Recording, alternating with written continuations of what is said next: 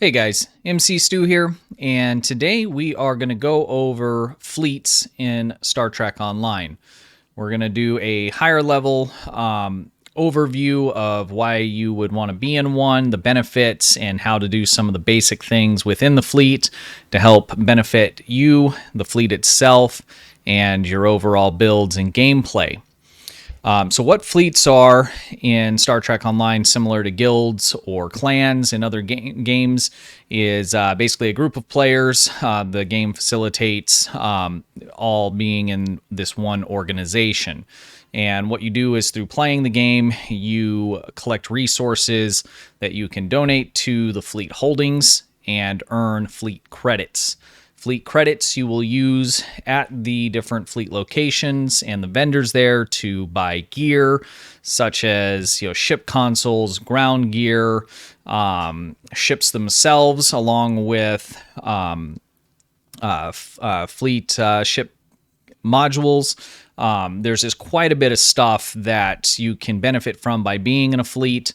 Fleets can also run different kinds of buffs that will apply to all members, such as XP boost, lithium boost, combat boosts. So for instance, if your fleet's running a combat boost, everybody in the fleet, depending on the level it's at, it does vary, can have up to a 20% increase in all damage on ground and space. And there's different variants of that for dilithium collection and XP collection as well. So there's quite a bit of stuff that you can get. Some things you'll really need to get, if you're wanting to build towards that in-game. Even if you're not going meta or high DPS, there's just must-have, consoles and things like that. I'll link down in the description. I have a video of some of the more valuable items, but there's a ton of it, and I don't even touch all of those in it, and just some of the things to kind of focus on, really more for the DPS side. There is quite a bit more in terms of the ground side and also science and some of the other roles that you can play. So let's start with taking a look at just some of the really basic things here. How to. Let's get our UI back on. All right. So your fleet tab is right under the map here. If you are not in a fleet, you could just request in general chat, hey, someone send me an invite. You can ask for recommendations. I have started a fleet for the community as well. It's Fedside currently, PC, and everybody is welcome to join that. I'll put a link to the fleet Discord down in the description for you guys. So if you're looking for a fleet, we're about mid-level tier. I didn't start with a one at 0, so we got a little ways to go before we max it out. But if you're looking to grind out those fleet resources, a fleet that's still building up makes that very easy. So we'll get into a little bit more of that here in a moment. But if you are looking for a fleet, you can either just ask and someone will send you an invite, or if you'd like to be a part of my fleet, you can go ahead and hit up the Discord link specific for our fleet, and we'll get you an invite sent out. So your fleet window tab is going to be right under the map here. And so if we click on that, it's going to give you some basic information. So we're at level 43.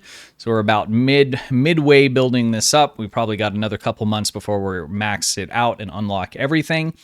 So a couple things to look at here. Let's say you want to join a particular fleet, mine or somebody else's, but you're already in a fleet. A lot of times new players will just get random fleet invites. There's people that are out recruiting, and you might be sitting in the Sol system like I am now. Someone sees you're not in a fleet and they just send you an invite and you accept it and you move on, but you never really do anything else with it. You may not even be aware that you're in a fleet.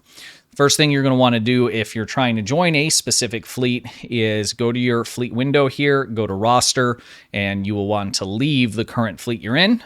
Or if you're happy with that, then obviously stay in it and you're good to go. But that is something where I'll get requests, and other people, have told me the same thing, where they're getting requests, they're sending the invites out, but it's kicking it back because they're already in a fleet. So if you're looking to join a specific fleet, make sure you are not currently in one. There is no cooldown. If you leave it, you'll be able to join right away the new fleet once you receive that invite. Let's take a look at the holdings. So this is going to be the page that you're going to spend most time in. You're not going to see this second row. When you look at it, it's just going to be this first row here. So what we have, if we look at this here, this is for the colony world. This is a project that is running. It is going to give us additional colony renewable resources experience points. And these are points that the colony world needs in order to be able to upgrade and move to higher levels. So what you would do if you had any of these particular resources that you want to donate, like say dilithium, is you'd pick an amount and donate it. And what it's going to do is it is going to give you fleet credits. So currently I have 308,000 and some change fleet credits. Some of the real high-end modules are going to cost you 50,000 along with some dilithium. Some of the non-tactical science consoles, things like that, are going to be much, much cheaper, like 10 and under. So this is the main resource that you're going to use to spend in the fleet along with dilithium in some cases. In order to get these fleet credits, all you have to do is donate to any of these projects. So let's say, you know, dilithium, you don't have a lot of that. You could donate fleet marks, which you get from TFOs. You can't use fleet marks on anything else other than just donating to your fleet or experience or any of these other things. Some of them, if we go down here, let's go to another one. There'll be duty officers. So you can donate duty officers. There's different ways to kind of grind these. I'm just going to do all of these because they're just going to be the low-level unequipped ones. And I'm just going to go ahead and donate those. So we picked up another 5,000 there. So that is how you earn fleet credits. You'll go to your fleet window up here at the top, and you will go to holdings, and you'll look through these projects here to find different projects that have availability for you to donate resources that you have. So like this one here, I don't have any science officer, medical officers to donate, so there's nothing here that I can donate. So that is how you earn those marks. The most common one is going to be, you know, the fleet marks, because there's nothing else to use it on. Dilithium, you know, sometimes I know me personally, I'm a little stingy with it because this is a resource that you can spend a lot in game. There's a lot of things that require it. A lot of these other things, though, you can pick up pretty easily and just donate to the fleet, and in return you get those fleet credits. So that's really kind of the main tab you're going to use. Let's say you're in a fleet that is full max level, and you know, every time you go in to the holdings, they're full, you know, and there's never anything to donate from. One thing to check would be to look at the Armada tab here. And I don't have any in here, but there would be other fleets listed. You would click on them and it would show their holdings here. And in many instances, unless they have it blocked, you can click through their projects and you can donate to theirs. Now, you won't get credit if in your fleet for the accumulation of those fleet credits, but you will get the reward of the fleet credits to your bank. And so when I say the credit in the fleet, let's take a look at the roster window again here. So all these people are online. If we click on this drop down here and we click on overall holding contribution, this is going to show you how much you have donated. So for instance, Leroy here, I have earned 73,000 fleet credits. Now, if I were or had donated to one of the other fleets in the Armada through the Armada tab, that would not add up here, but it would show up in my assets tab here, and I would get those fleet credits. It just doesn't show up here. Now, the reason that's important is because in this particular fleet, as you donate, there's different benchmarks. So you start off as a petty officer, and once you hit 50,000 fleet credits, then you would move up to a ensign. And there's different ranks. You can look at those ranks, and they give different things. So if you go to settings, petty officer is what everybody starts at. Once you get to ensign, now you can buy from the fleet stores and stuff. So most fleets are going to require you to do a minimum kind of contribution. Once you've done that, and then it'll unlock the next tier or the next rank for you, and that'll give you some additional abilities such as accessing the bank or, like I said, the fleet vendors. Now, the reason that they lock those behind this is because if I go to, say, the Fleet Spire and I buy a tactical console for the 50,000 fleet credits and the 8,500 dilithium, if we had the discount running, that's what it cost you, but it also costs the fleet something. So it's going to cost the fleet a particular amount of provisions. So if we look in holdings, for instance, here, and this is getting a little bit deep in it. If you're not running a fleet, this isn't going to be super important, but it's important to understand that there is two sides of it here. So if we look at the provisions, and I don't have any in there, but basically, if we were going to buy something from the research lab, for instance, there would need to be provisions from the fleet. So when you buy something from one of these holdings, these vendors, it's going to cost you dilithium and fleet marks, but it's also going to cost the fleet a provision for that item. And provisions are gained by doing these different projects. It'll build up in there. And so the reason that most fleets have those minimum requirements is to make sure that you have been donating, because if you have, fleet credits from the fleet, that means you've been giving resources, helping complete these projects, and these projects are how you get these provisions. So there is two sides. When you do buy something from a fleet, it costs you, but it also costs the fleet as a whole, and so that's why you're going to have those minimum requirements. So that pretty much covers the basics in terms of how to leave a fleet, join a fleet, how to donate to a fleet, and how the resources for you and the fleet itself works. Now, some of the other things that we want to take a look at is how to get around and access your fleet. Okay, so depending on how far along your fleet is, most of them are going to have transwarp locations to the particular place, okay, that you're trying to go to. So for instance, here I have the Starbase, we have the Spire, we have the Research Lab, but I don't have the Colony World. There's not a jump for that. So I could either fly directly to it. It's in the Alpha Quadrant, and you can access it like that. And you can do that with any of these holdings. You can fly directly to them. Or what I do in a lot of cases is I will go to the Starbase. So let's go ahead and do that here. So we're going to jump over to the Starbase. And from the Starbase, you can use that as a hub. There's some kind of quirky things too, like on some other characters where I'm in a fully unlocked fleet. If I transwarp directly to the colony and then I leave, it ends up dropping me in sector space right by the colony, which is off in the middle of nowhere instead of back where I started.